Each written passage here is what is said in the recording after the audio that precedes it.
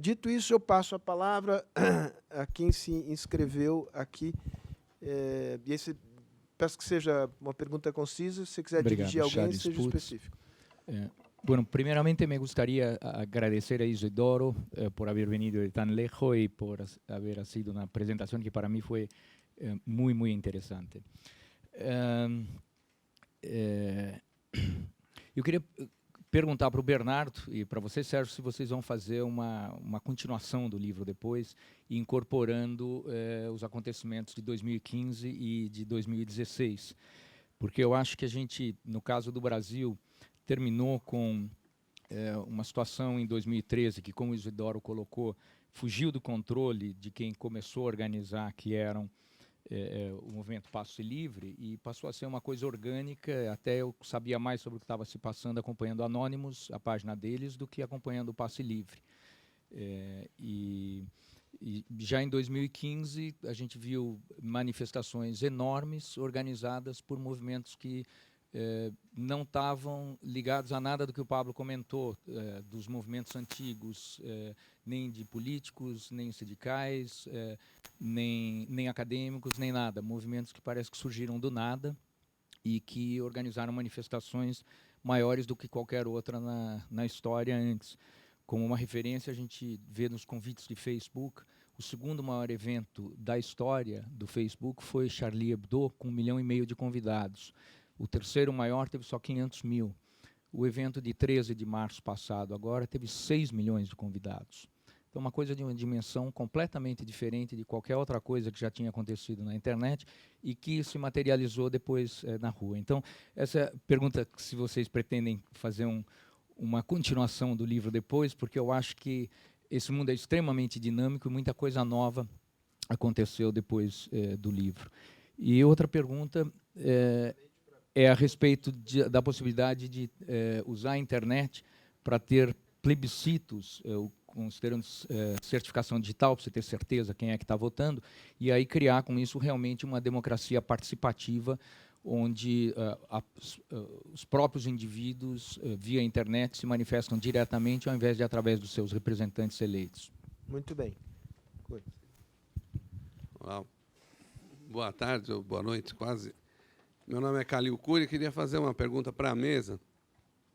E para esse novo mundo que nós estamos começando a viver e tentando entender, que já não é o Kansas, certamente, né, como o Sérgio colocou, e tentando focar no tema que era do ativismo político, mas ampliando um pouco para a política, como vocês veem a questão dessa sociedade em rede, onde você pode se manifestar e cada um ser um gerador de informação, como você vê a transparência que se agregou ao processo, né?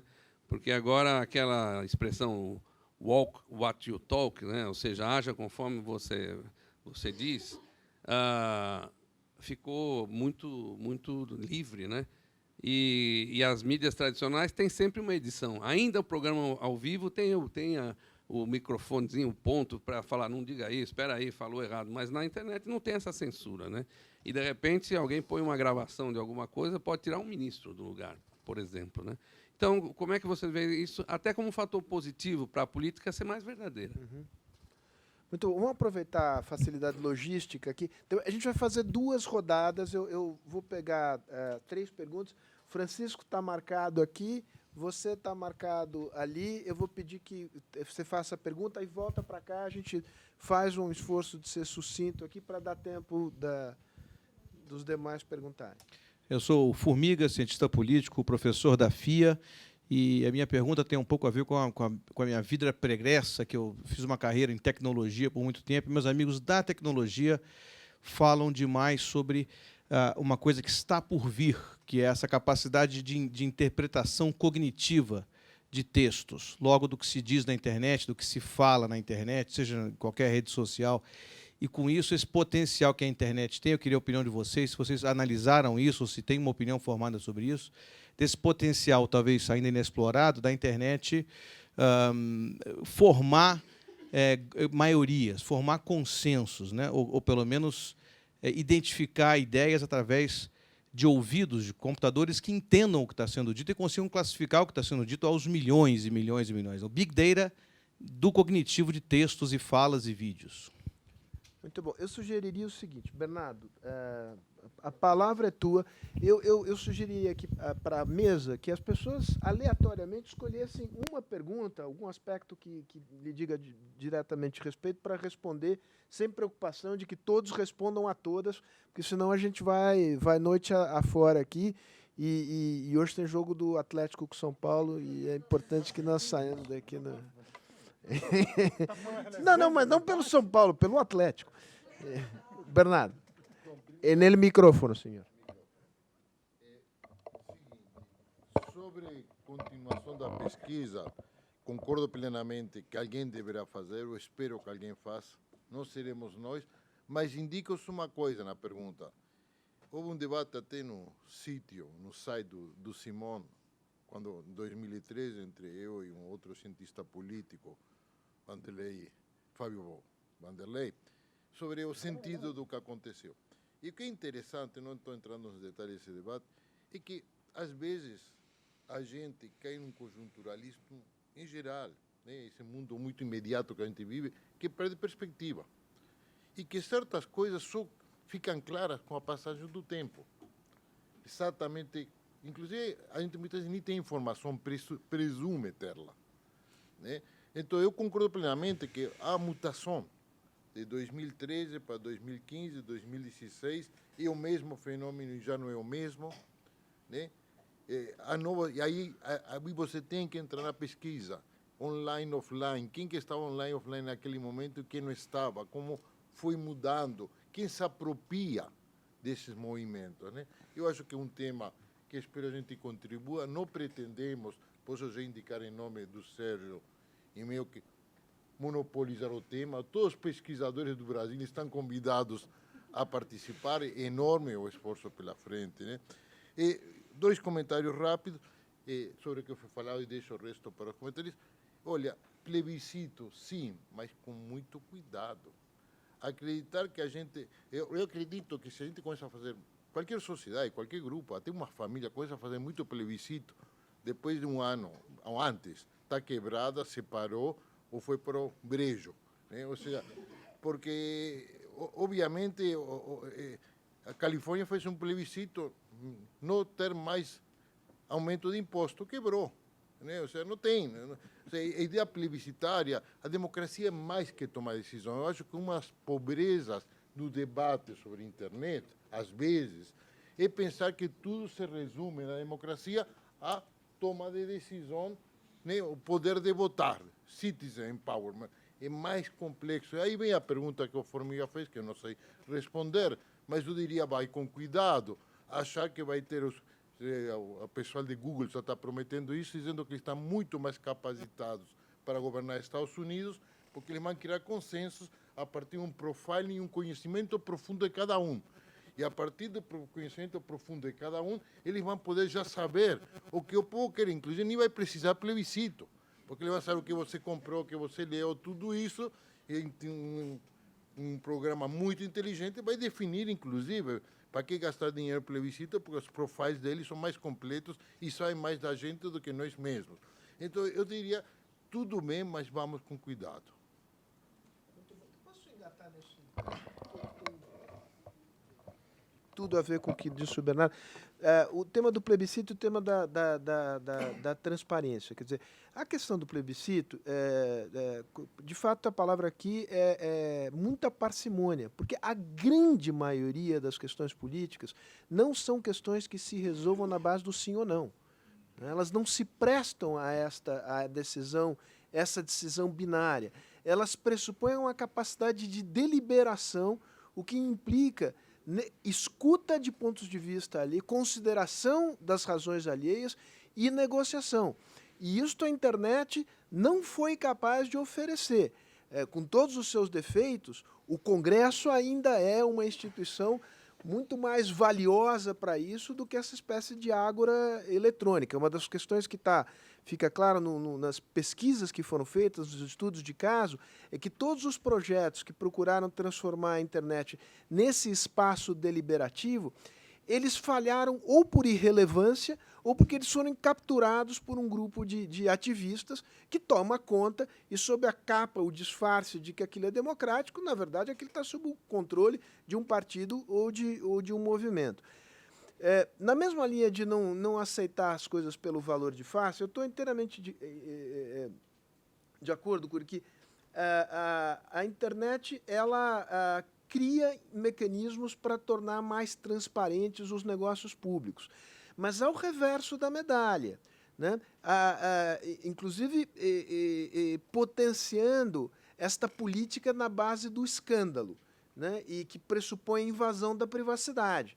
Então, o sujeito que está lá num café conversando com um amigo, se expressando livremente, ele é um político, etc. Se ele diz alguma coisa que, digamos, não é conveniente politicamente, ele é flagrado com aquilo, ele pode ter a carreira política destruída por isso. É uma eliminação da fronteira entre o público e o privado que me parece extraordinariamente preocupante. Sejamos todos francos aqui. A perda da privacidade, qualquer um de nós conversando com pessoas amigas, íntimas, ninguém resiste na praça pública. O que eu falo com o meu irmão e com os meus filhos, e se for divulgado, eu estou lascado. Estou absolutamente lascado. E a internet e essas novas tecnologias têm essa capacidade invasora que, no fundo, destrói o espaço público ao invés de reforçá-lo. Então, tem sempre os dois lados da medalha. Mas, enfim, Pablo.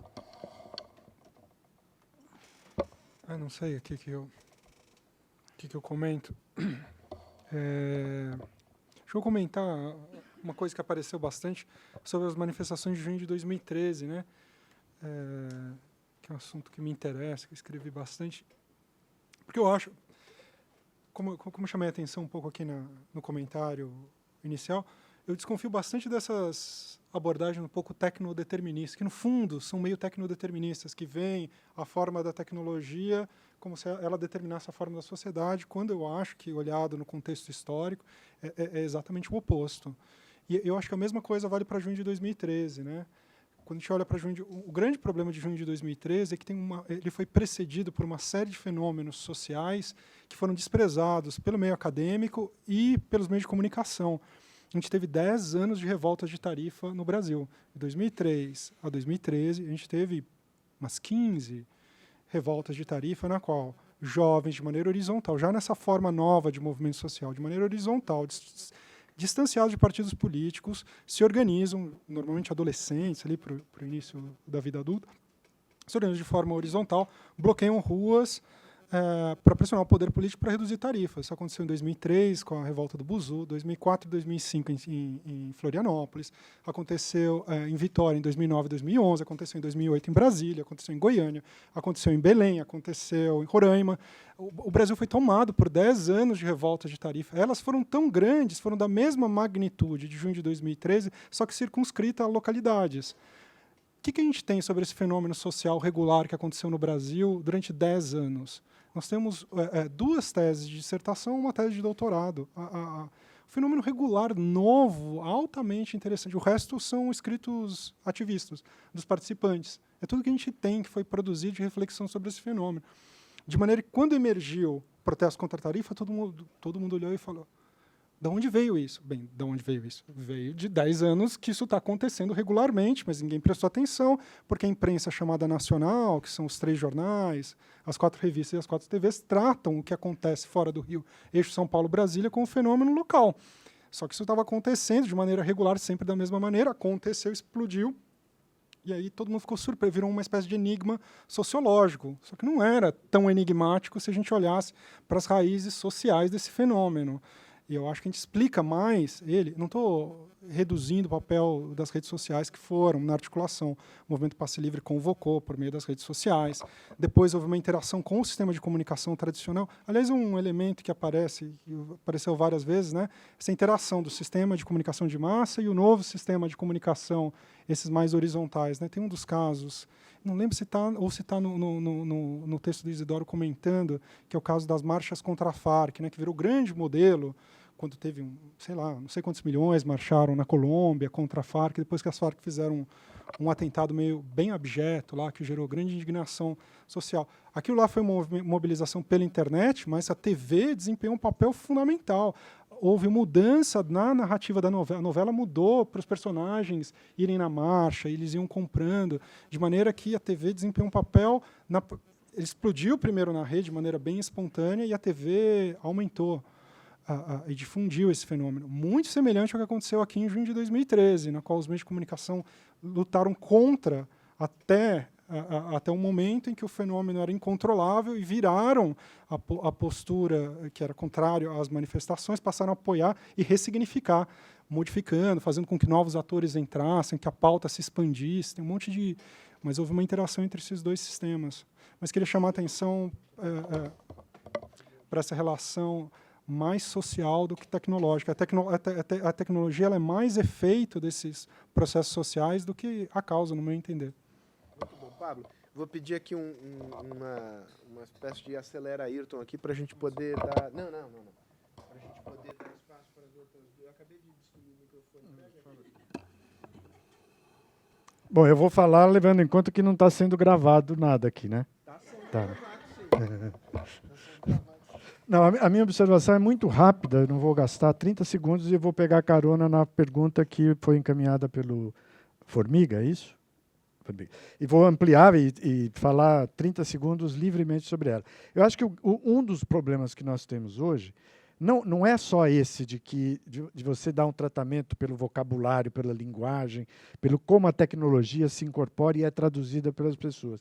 É fazer uso das tecnologias com preocupações pedagógicas. Eu acho que a política, sobretudo, ela depende de pedagogia democrática, vamos falar assim. E nós não estamos sabendo, creio eu, usar as tecnologias para fazer esse trabalho. Ela acaba acontecendo por uma questão, digamos assim, automática, mas não há um projeto elaborado de fazer uso das tecnologias para efeito de produção de conhecimento político estruturado na internet. E, por isso, eu acho que uma das grandes questões que vem aí é o problema de que nós passamos a viver em sociedades nas quais a questão da hegemonia não consegue ser resolvida, a não ser do ponto de vista da hegemonia do sistema, e mesmo assim com abalos profundos e sem muita estabilidade. Então, hegemonias alternativas não se constituem, justamente porque não há esse tratamento, essa exploração pedagógica das tecnologias. Vou pular aqui para o doutor Isidoro, que Muito tem coisas melhores para dizer. Isidoro. Voy a decir algo breve para no abusar de esta situación de comunicación e incomunicación en que nos encontramos. Los plebiscitos son un recurso completamente ambivalente. En muchos regímenes democráticos, líderes que concentran el poder hacen plebiscitos, que es colocar a los ciudadanos ante opciones construidas de arriba. Bueno, es un problema, y si se practican por Internet no cambia la naturaleza. Los plebiscitos no necesariamente favorecen la deliberación. El problema de la sociedad contemporánea frente a la crisis de las instituciones tradicionales es que otros recursos de vida pública, democrática, son imaginables, pero no es el tema. Ya me han dicho que me alejo un poco hacia la política. Ahora, hay una experiencia, por ejemplo, en Irlanda, en Islandia, la Constitución siguió el modelo de la democracia de Atenas. Lo digo en dos. Eso quiere decir que el Parlamento intervino y decidió que se designara una comisión como por sorteo, que elaboró un primer proyecto de constitución. Intervinieron los expertos, porque no es, digamos, las imágenes que hay sobre todo esto son caricaturales y es muy fácil ridiculizarlo, pero ellos lo hicieron. Esto quiere decir que se conformó una comisión que elaboró ciertas propuestas y que trabajó durante meses por Internet con los ciudadanos en la crítica y la reformulación de las proposiciones. O sea, era democracia por dos ángulos. El común, es decir, sorteo, que eso parece inimaginable, pero es lo que hicieron. Y un proceso de diálogo. Volvió al Parlamento, que configuró la forma definitiva, después hubo un plebiscito. Pero ese plebiscito lo que hacía era restablecer un poco un criterio de todos. Es decir, el plebiscito, en la deliberación participan los que quieran, en el sorteo los que le tocó. Pero efectivamente en ese momento del plebiscito es un poco restablecer el principio de que todos son ciudadanos y hay una mayoría que se forma. De modo que hay fórmulas que hacen imaginable eso. Y tendría... solo quiero agregar respecto a otras preguntas que hubo. Yo creo que los principales acontecimientos políticos que sucedieron en la región, en Brasil, ya hice la referencia, yo creo que no, el curso de la política y de la escena política brasilera, yo he visto las encuestas sobre el gobierno y la popularidad antes de junio del 2013, como ustedes las han visto, y vieron lo que significó no una movilización simplemente que traía argumentos y reclamos, sino que daba forma a un descontento. En muchas sociedades lo que sucede con sujetos que tienen como fuente Internet, siempre hay lo virtual y lo territorial. Pero, por ejemplo, yo mencioné Bolivia. Bolivia no hay un sistema de partidos. Hay un partido gobernante y una fragmentación completa de las oposiciones. Ganó el no porque hubo una campaña ciudadana y la principal organización es una organización que nació de las redes sociales. Es un poco abrupto lo que estoy diciendo, me gustaría argumentarlo más, pero es en Argentina la reversión, digamos, es distinto en cada país. No estoy adoptando una posición política, o preferiría no aparecer así. Pero en Argentina también fueron los cacerolazos los que generaron una situación de expresión en medio de una fragmentación política parecida a la boliviana hace muy poco tiempo. Ganó un dirigente opositor en las elecciones, pero ese dirigente era inimaginable hace un año y medio o dos como candidato presidencial. No, bueno, él se sirve mucho de Internet en el registro que acá se ha expuesto. Gracias. Um super esforço aqui de reportagem, porque, enfim, estamos já com a hora muito adiantada, o esforço deles e nós. Francisco, aliás, aproveito para dizer que o Francisco é criador e dirigente de um instituto de estudos sobre o fenômeno da internet, que é das melhores coisas que temos no Brasil, que é o Internet Lab. Agora, depois que eu te fiz esse baita desse elogio, você faz uma pergunta curta e fácil para as pessoas responderem. Fácil não sei, pode ser curta. Então vamos lá.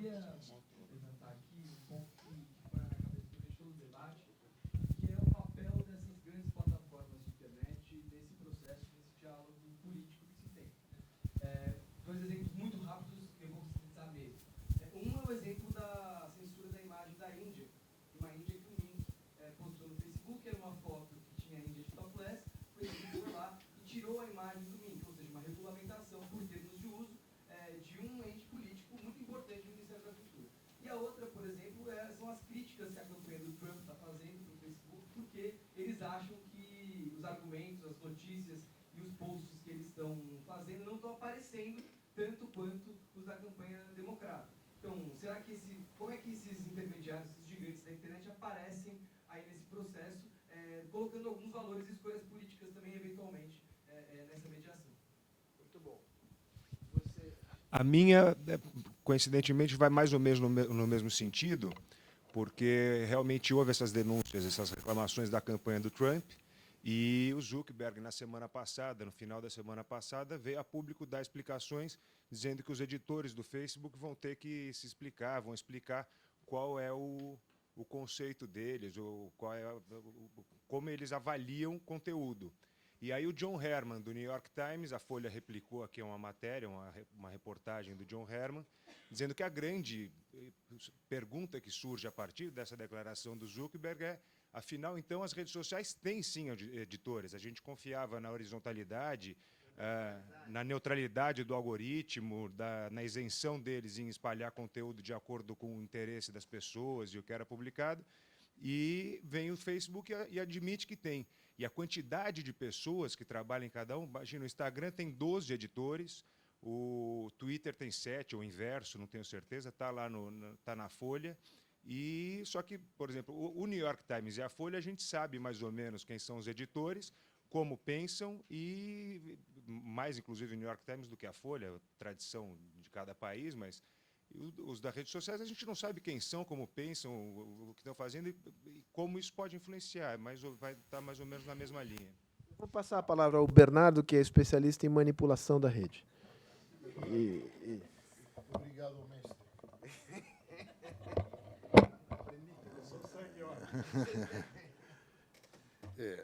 Realmente teve alguns ganhos ter trabalhado durante tanto tempo com o Sérgio. Olha, a resposta é simples. Você está convidado aqui um ano, onde na próxima reunião é um dos temas que estaremos tratando no próximo livro. Sinceramente, ou seja, não tenho o tema é fundamental, é um tema que pretendemos aprofundar e entender melhor, porque não tenho ainda a resposta, né? E são coisas como você indica, a gente está descobrindo ontem. Ou seja, cada dia a gente descobre algo que não existia um mês atrás. É um mundo em movimento, né? Então, estamos correndo atrás dos fatos, né? É como o problema dos vírus, né? Não tem ninguém que consiga preparar um antivírus contra o próximo vírus. Todos os antivírus são contra o vírus que apareceu. Não existe o antivírus contra o próximo vírus, né? Então, nós estamos aqui. A sociologia sempre fez isso, mas antes, como tinha uma certa estabilidade, a gente pensava que tinha, né, a gente estava olhando para o futuro, a gente sempre olhou para o passado. Né? Nós não podemos, nessa altura do campeonato, adotar a mesma postura do Deng Xiaoping em relação à Revolução Francesa. Não sei se vocês conhecem a piada. Não sei se é verdadeiro ou não. É verdadeiro. Perguntaram para ele qual era a opinião dele sobre a Revolução Francesa. Ele disse que ele ainda não tinha suficiente perspectiva histórica para emitir uma opinião a esse respeito. Eu acho que nós não vamos poder nos dar o luxo de esperar tanto. Uma breve observação que diz respeito não apenas a essa questão da neutralidade, mas o Ronaldo Lemos nos chamou a atenção para uma questão muito interessante. A própria estrutura das plataformas, o Facebook, a coisa da linha do tempo, do timeline, não permite que você mantenha a memória das discussões. Então, é uma espécie de quase, digamos, um presente eterno em que o que foi dito antes simplesmente se desaparece. Simplesmente desaparece. O que, digamos, a programação da plataforma, de alguma maneira, condiciona a maneira pela qual a comunicação se dá. Exatamente, boa memória. Maravilha.